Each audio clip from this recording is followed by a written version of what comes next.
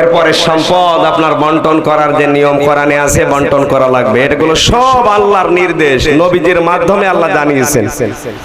নামাজ পড়তে পড়তে কপাল কালো হয়ে গেছে, কিন্তু সম্পদাতি বন্টন করতে গিয়ে অনেক মানুষ দেখা যায় ছেলের নামে সব লিখে দিয়েছে, আর মেয়ের মাথায় হাত দিয়ে বলছে মা তোর জন্য দোয়া করে দিলাম।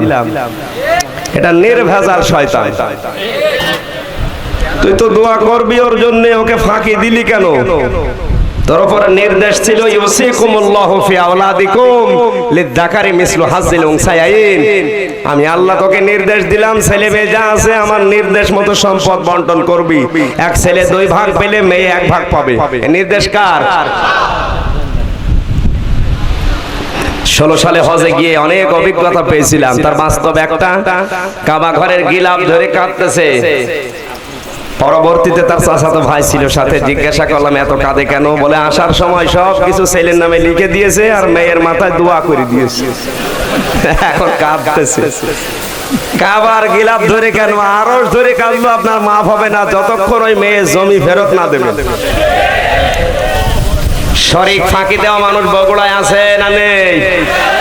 দেখি এই এলাকায় আছে কিনা, হাত তোলেন তো। একজন তো আছে, একজন আল্লাহর ওলি। এরপরে তার কর্মসংস্থান তৈরি করা লাগবে।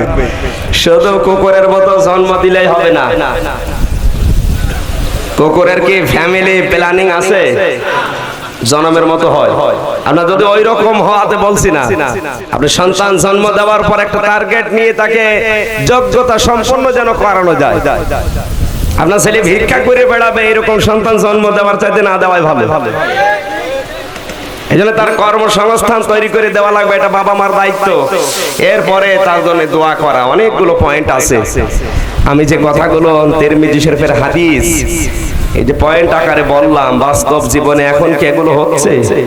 এই দোয়াটা কাবা শরীফ যখন মানুষ চক্কর দেয়, আল্লাহর ঘর সামনে নিয়ে ষষ্ঠ চক্করে আল্লাহকে বলে, আল্লাহ আমি তোমার বান্দা, আমার সাথে তোমার সাথে কিছু দেনা পাওনা আছে,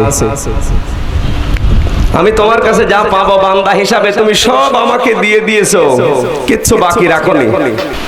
আমার মনে হয় মানুষের জীবনে একটা কথায় পরিবর্তন আসা সম্ভব, যে আমি দেখাবো কি। আল্লাহ যদি আমাকে বলে তোকে একটা জীবন দিয়েছিলাম 70 বছরের, দেখি তোর জীবনে কি। দেখানোর মতো কোন জীবন আমাদের আছে? আমলনামাটা সামনে ধরলে আল্লাহর কাছে দেখানোর মতো যোগ্যতা আমাদের নেই।